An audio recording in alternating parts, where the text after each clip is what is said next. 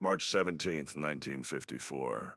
Officer Tommy the Bull Sullivan woke up to what he thought would be another ordinary morning in the Bronx.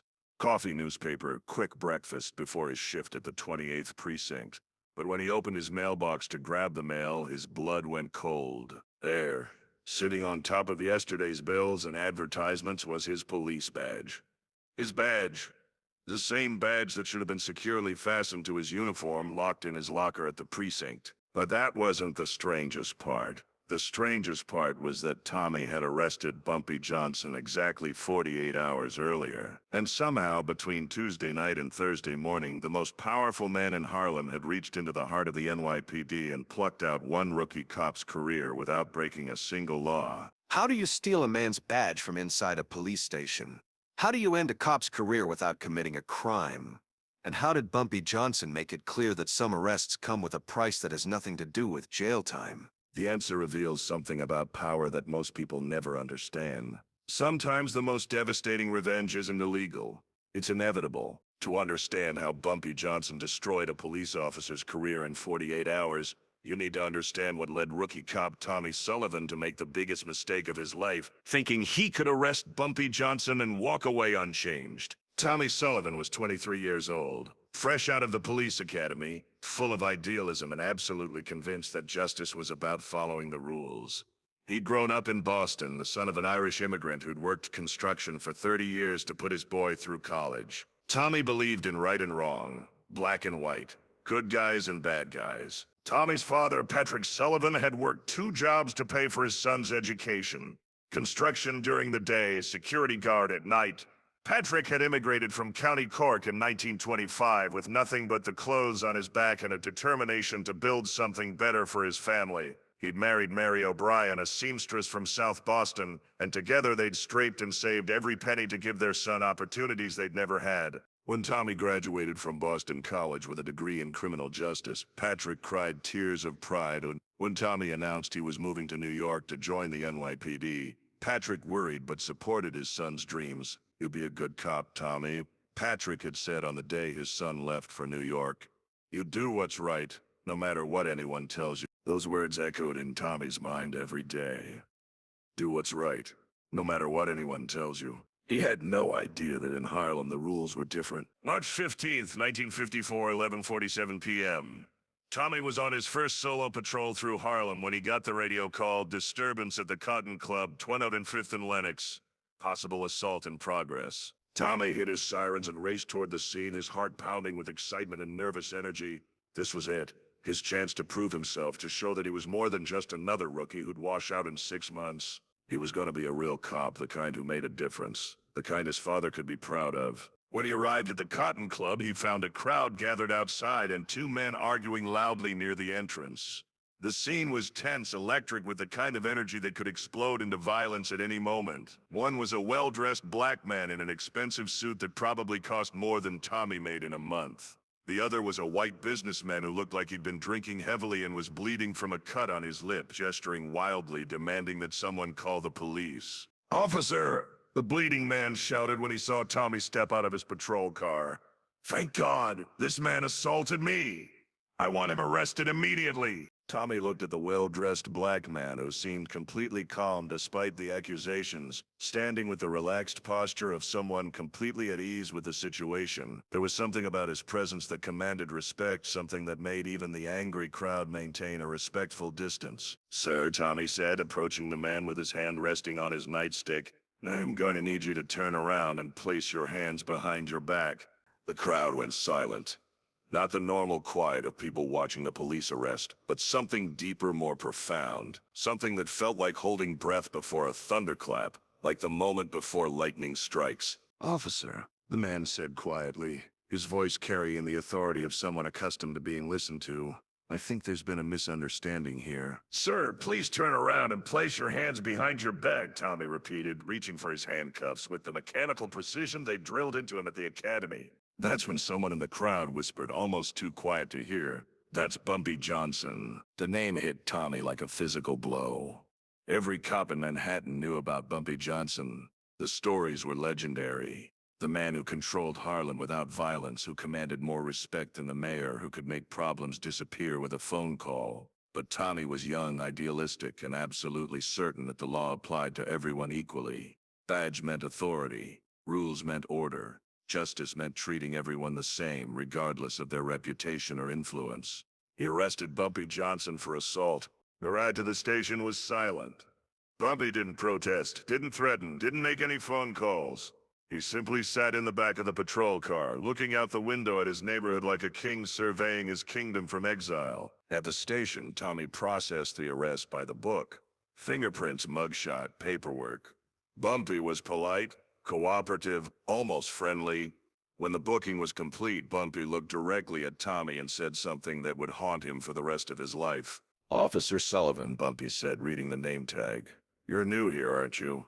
"Yes, sir." "Well, welcome to Harlem. I hope you enjoy your time here." There was no threat in those words.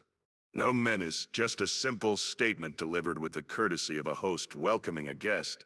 But something about the way Bumpy said it made Tommy's skin crawl. Within 2 hours, Bumpy Johnson was released on bail.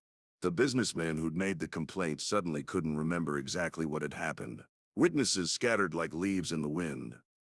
The assault charge evaporated like morning mist. But for Tommy Sullivan, the real consequences were just beginning. March 16th, 1954. Tommy reported for duty to find his sergeant waiting for him with a concerned expression that immediately set off alarm bells in his mind. "Sullivan," Sergeant Murphy said, his usual gruff demeanor replaced with something that looked almost like sympathy. "I need to see you in my office." "Now?" Tommy followed Murphy into the small, cluttered office that smelled of coffee, cigarettes, and 30 years of police paperwork. Murphy closed the door carefully and gestured for Tommy to sit down in the worn chair across from his desk. "Tell me about last night," Murphy said, his tone neutral but his eyes watchful. Tommy recounted the arrest in precise detail, explaining how he'd responded to the radio call, how he'd followed procedure exactly as taught, how the complainant had specifically requested that Bumpy be arrested, how he'd done everything by the book without deviation or improvisation. Murphy listened without interruption, occasionally nodding, his weathered face giving nothing away. When Tommy finished, Murphy leaned back in his creaking chair and studied him for a long moment. "Tommy," Murphy said finally, "you arrested Bumpy Johnson." "Yes, sir. For assault as reported by the complainant." "Do you know who Bumpy Johnson is?" "Really, no." Tommy shifted uncomfortably in his chair. "I know he's got a reputation in the neighborhood, but..." "But nothing," Murphy interrupted, his voice taking on an edge of frustration. "Bumpy Johnson is the most powerful man in Harlem. He's got connections you can't imagine. Politicians, judges, commissioners, people whose names you see in the newspaper. People who can make problems disappear overnight or create problems that never existed in the first place. But he broke the law," Tommy protested, his idealism flaring. "I saw the victim, I heard the complaint. I followed procedure." Murphy sighed deeply. The sound of a man who'd had this conversation before and knew how it would end. "Kid, there's what the law says on paper and there's how the world actually works in practice. Sometimes they're the same thing, sometimes they're not.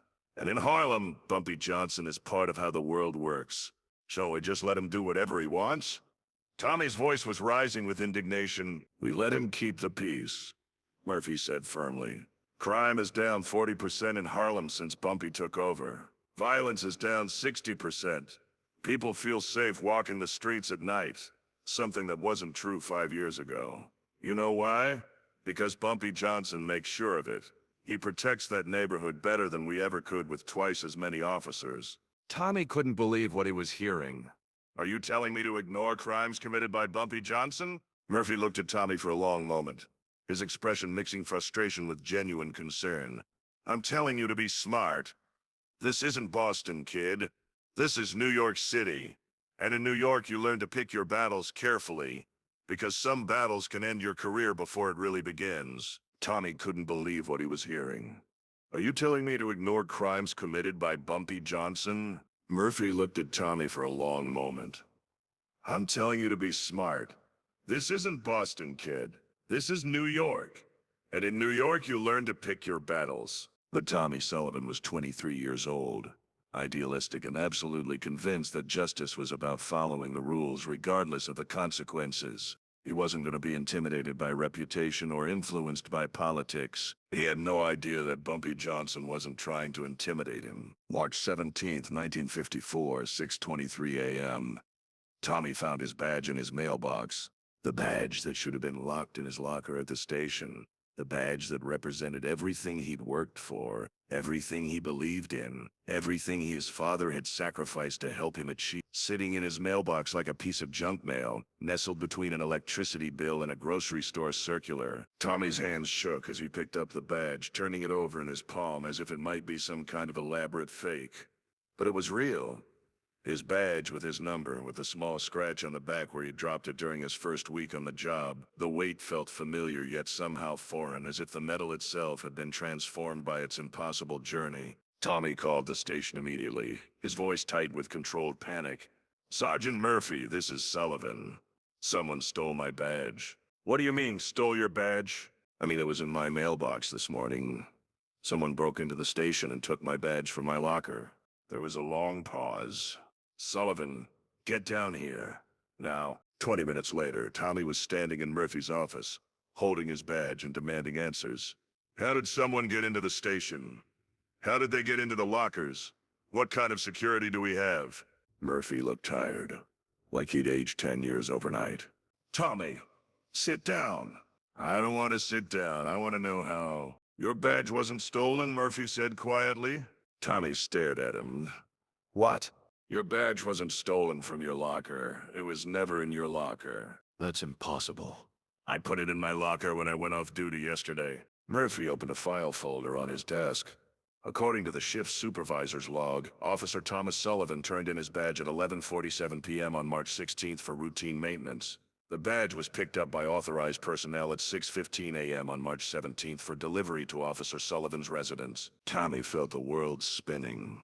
"That's not what happened. I never turned in my badge. I never authorized anyone to—" "The paperwork is all here," Murphy said, spreading documents across his desk. "Your signature, the supervisor's signature, everything properly logged and documented." Tommy looked at the papers. His signature was there, perfect in every detail, but he had no memory of signing anything. "This is impossible," Tommy whispered. Murphy closed the file folder. "Tommy, I like you. You're a good kid with good instincts. But you've got to understand something. What happened here isn't illegal. Nobody broke any laws. Nobody stole anything. Every piece of paperwork is in order. Every procedure was followed correctly." "But how?" "You arrested Bumpy Johnson," Murphy said simply. "And Bumpy Johnson wanted to send you a message. The message is, he can reach you anywhere, anytime, through completely legal channels. Your locker, your badge, your career, your life. None of it is beyond his influence." Tommy slumped into the chair. "What does he want?" "He wants you to understand that in Harlem, some arrests come with consequences, and those consequences don't involve violence or illegal activity. They involve people in positions of authority doing small favors for someone who's done favors for them." The truth hit Tommy like a physical blow. Someone in this station works for Bumpy Johnson. Murphy didn't confirm or deny it. He didn't need to. The message was clear. Bumpy Johnson's influence reached into the police department itself, not through corruption or bribery, but through relationships, favors, mutual respect. What happens now? Tommy asked. Murphy leaned forward. "Now you have a choice. You can keep being a cop in this precinct, but you understand the rules. Or you can request a transfer to another district where your idealism might be more appreciated. And if you stay, you never arrest Bumpy Johnson again unless you have absolutely no choice. And if you have no choice, you make sure the arrest sticks. Because if it doesn't, if he walks free because of procedural errors or missing evidence, then you'll discover that a badge in your mailbox is just the beginning of what can happen to an officer who doesn't understand how things work." Tommy looked at his badge, the piece of metal that represented everything he'd thought was solid and unchanging in his world. Now it felt like a toy, something that could be taken and returned at will by forces he couldn't understand or control. "How did he do it?" Tommy asked quietly. Murphy smiled sadly. "That's the beauty of it, kid. He didn't do anything. He just made a phone call to someone who owed him a favor. That person made a phone call to someone who owed him a favor. 3 phone calls, maybe 4. And suddenly your badge is routine maintenance. Completely legal. Completely documented. Completely deniable. But why return it? Why not just destroy my career completely? Because Bumpy Johnson isn't interested in destroying you, Murphy explained. He's interested in educating you. The badge in your mailbox isn't a threat, it's a lesson. The lesson is, he could destroy your career if he wanted to, but he'd prefer to have a smart cop who understands how things really work. Tommy stood up slowly, still holding his badge. And if I don't want to learn his lesson, Murphy's expression hardened.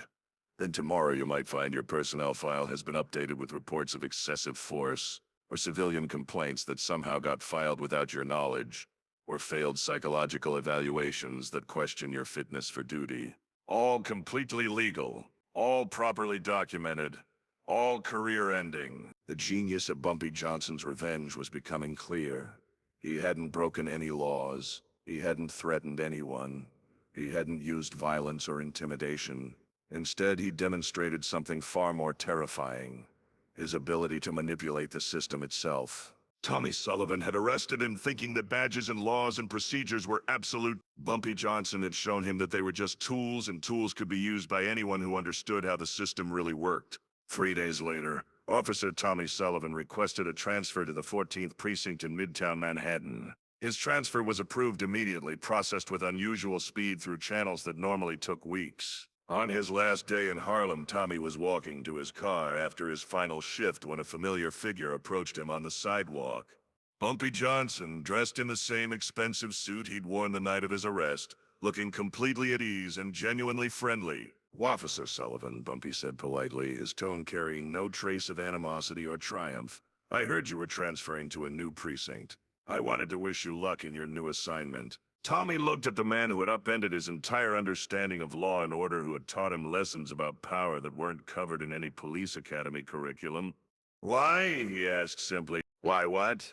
Bumpy replied, though his slight smile suggested he knew exactly what Tommy was asking. "Why the badge? Why not just have me fired or transferred immediately if you had that kind of influence?" Bumpy's smile widened slightly, revealing genuine warmth.